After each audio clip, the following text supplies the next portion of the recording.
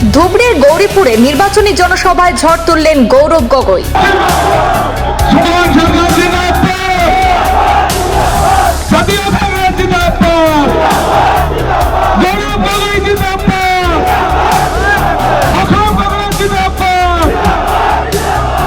বিরোধী দলগুলো একজোট হওয়ায় সরকার ভয় পেয়ে রাজনৈতিকভাবে বিভাজনের চেষ্টা করছে অভিযোগ গৌরবের।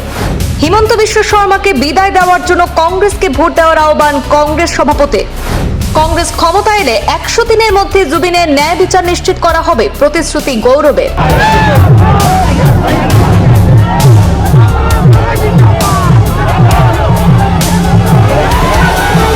আজ ধুবড়ী জেলার গৌরীপুরে এক বিশাল নির্বাচনী জনসভায় আসাম প্রদেশ কংগ্রেস কমিটির সভাপতি গৌরব গগৈ অংশগ্রহণ করেন।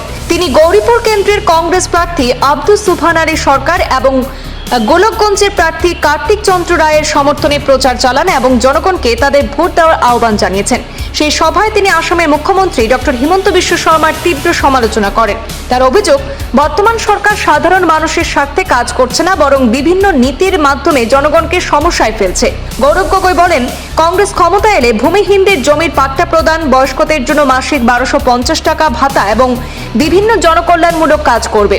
তিনি আরও দাবি করেন যে বিরোধী দলগুলো একজোট হওয়ায় সরকার ভয় পাচ্ছে, তাই রাজনৈতিকভাবে বিভাজনের চেষ্টা চালাচ্ছে। এছাড়াও গৌরব গগৈ প্রতিশ্রুতি দেন যে কংগ্রেস সরকার ক্ষমতায় এলে 100 দিনের মধ্যে জুবিন গাৰ্গৰ ন্যায় বিচাৰ নিশ্চিত কৰা হবে। যথেষ্ট চাৰিওফালে ৰাইজৰ সঁহাৰি যথেষ্ট ভাল। যোৱাকালি মই গুৱাহাটীত আছিলোঁ। সমগ্ৰ অসমৰ ভিতৰত হিউজ আণ্ডাৰ কাৰেণ্ট আছে। ৰাইজে চিণ্ডিকেট কৰা মানুহক আৰু ৰাজনীতি চাবলৈ বিচাৰত ৰাইজে নতুন মুখ, নতুন চেহেৰা, নতুন ৰাজনীতি বিচাৰে। আৰু ৰাহুল গান্ধী ডাঙৰীয়াই কৈছে যে অসমৰ ৰাইজ আজি যথেষ্ট বৰ্তমান চৰকাৰৰ লগত অসন্তুষ্ট। বৰ্তমান চৰকাৰ যথেষ্ট অন্যায় কৰিছে আৰু আমাৰ চৰকাৰ আহিলে আমি হিমন্ত বিশ্ব শৰ্মা ডাঙৰীয়াৰ ওপৰত আইনী যি ব্যৱস্থা ল'ব লাগে আমি ল'ম। আৰু তেওঁ যে যি তেওঁলোকৰ কেলেংকাৰী কৰিছে, ভ্ৰষ্টাচাৰী কৰিছে, তাৰ হিচাপ তেওঁলোকে অসমৰ জনসাধাৰণক দিব লাগিব। বিজেপিৰ ফালৰ পৰা এটা নেৰেটিভ সৃষ্টি কৰা হৈছে যে উজনিত কংগ্ৰেছ ধূলিসাৎ হ'ব, সেইকাৰণে নামনিতে আপোনালোকে বিজেপিক ভোট দিব লাগে।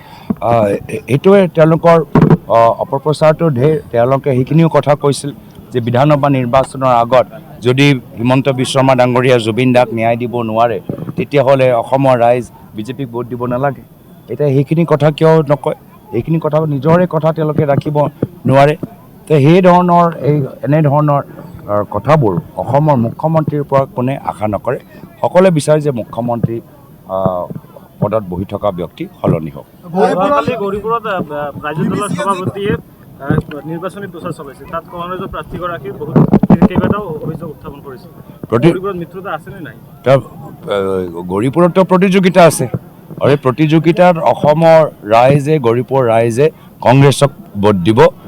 গৌৰীপুৰ অঞ্চলত আমি যিখিনি কথা কৈছোঁ, সকলোৱে ইয়াত কংগ্ৰেছমুখী ইয়াত ৰাইজ আছে। গৌৰীপুৰত কংগ্ৰেছ জিকিব।